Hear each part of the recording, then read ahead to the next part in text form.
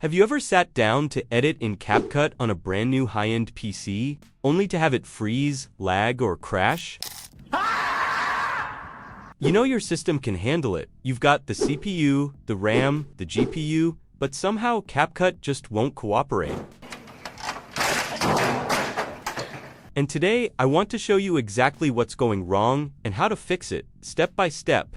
By the end of this video, your CapCut will finally behave, and you'll understand why these solutions work. The first thing we need to tackle is the way CapCut uses your GPU. You might think that a powerful graphics card should make everything smooth, but CapCut's GPU acceleration is unstable, even on top-of-the-line cards. It can spike your VRAM, cause deadlocks, or just stop responding without warning. The fix is surprisingly simple. Inside CapCut, come and click on this small icon here, then select Settings. Now, come and click on the Performance tab right here. Then the next thing to do is to unselect this two options under Encoding and Decoding. GPU rendering in CapCut can cause ROM spikes and driver deadlocks. Disabling it forces consistent CPU-based workflows so the app doesn't rely on unstable GPU paths. Then when you are done, just come and click on the Save button right here. Then restart the app. And suddenly your timeline stops freezing mid-edit and you'll notice it's slightly slower. But the stability it brings is worth it. Once you've tamed the GPU, the next source of lag often comes from how CapCut tries to preview your footage. Even a 4K clip will be fully rendered in real time, putting pressure on your CPU and GPU unnecessarily. This is where proxy mode comes in. By lowering your preview resolution to half or even a quarter and enabling proxy mode, you create lightweight versions of your clips that are easier for CapCut to handle. So if you want to lower the preview, come to the bottom of the preview window. Then come and click on this box here with medium as the text. And this is where you can change the preview resolution for smoother preview. And from here, you will get 4 options. And at the moment, I'm using medium quality. So you can select the one you want. And you can start with high quality, and if it's still lag, then you move to the next option till you get what you want. And if it's still lagging, then you will have to turn on the proxy setting. So first click on an empty space. Then come to this side of the window and click on Modify. Then come and click on the Performance tab. And when the proxy window opens and it's not turned on, just click on the toggle to turn it on. Then, at the Resolution section, click the drop-down menu and select the resolution that you want.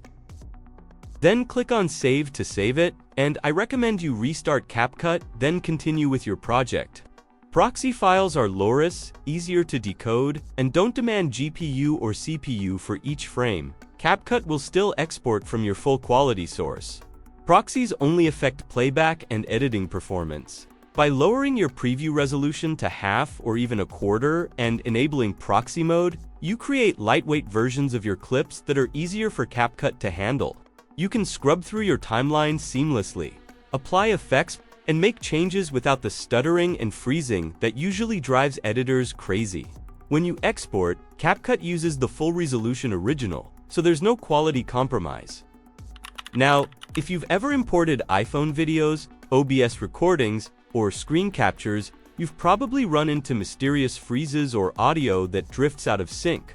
This often comes from something called variable frame rate footage. CapCut doesn't handle it well.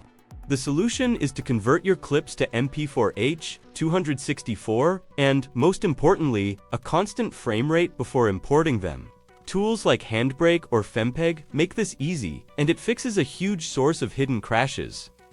So, I will be using Handbrake for this tutorial, and you can also download it. So let's open it. Now import the video to Handbrake so you can drag and drop it right here. And after import, you will have this screen, and the first thing is to change the format to MP4. Then come to the Video tab, and then change the frame rate. Then come and select Constant Frame. Then when are done, come and click on Start Encode. Once your clips are constant frame rate, CapCut has a predictable timeline to work with, and the dreaded silent crashes almost disappear. VFR files change frame timing. CapCut's timeline math assumes a steady time base. Converting to CFR removes timing ambiguity and prevents freezes or desync. Here is a tip for you. Use the original clip's intended frame rate. 24, or 25, or 30, or 60.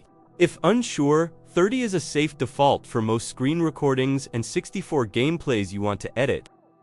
Another silent culprit is the software that runs alongside CapCut, overlays from Discord, NVIDIA GeForce Experience, Xbox Game Bar, MSI Afterburner, or even OBS inject code into CapCut's render window. This can easily lead to random freezes or sudden crashes. The fix: simply disable them while using CapCut on your desktop. For those who wants to turn off Xbox Game Bar on Windows, first go to Settings, then scroll and select Gaming. Then you can click on the toggle to turn off Xbox Game Bar. And also turn off Discord's in-game overlay, shut down NVIDIA's overlay, disable the Xbox Game Bar, close MSI Afterburner and RTSS, and make sure OBS isn't running in the background. CapCut now has a clean path to render without interference, and you'll be amazed at how stable your projects become. Even after all this, CapCut can still slow down over time if the cache isn't managed properly. It aggressively stores preview files, effects data, and other temporary files that can become corrupted or overly large. First, go to CapCut Setting. Then, under the Draft tab, locate Cache. Then select Auto Delete Cache and select the days that it should be deleted. But I will recommend you delete the cache weekly. And if you want to delete your cache, come and click on the delete icon right beside the cache size. Then click on OK to proceed with the deletion. Now wait for a while for it to be deleted. Then, after that, click on Save and restart the app. This ensures CapCut rebuilds clean preview data, and you'll notice smoother performance immediately. Sometimes, despite all these tweaks, the app still misbehaves. That's when reverting to a stable older version becomes your best friend. Many newer CapCut updates add AI features, cloud syncing, and GPU-intensive tools that, while flashy, also introduce instability. Versions like 6.0 or 5.9, widely regarded as the sweet spot. Modern enough for most editing features, but stable enough that your timeline doesn't randomly freeze.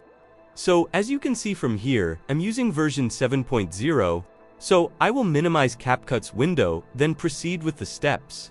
What you need to do is to find CapCut icon on your desktop. Then right-click on it, then select Open File Locations.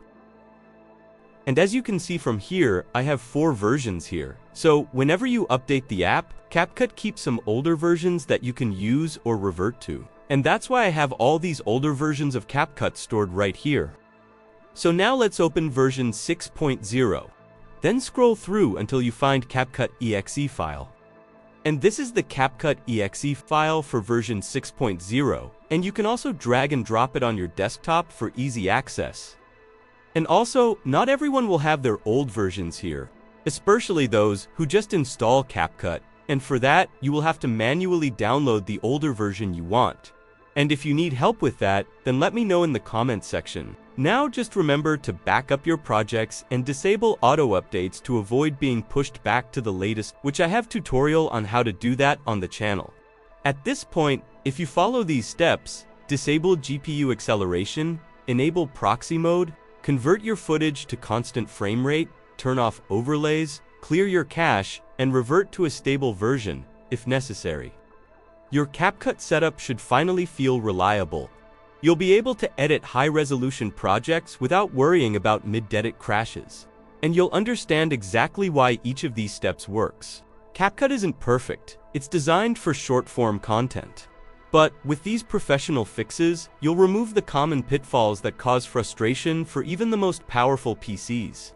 If this video helped you save hours of editing headaches, hit the like button, subscribe, and let me know in the comments which fix worked best for you.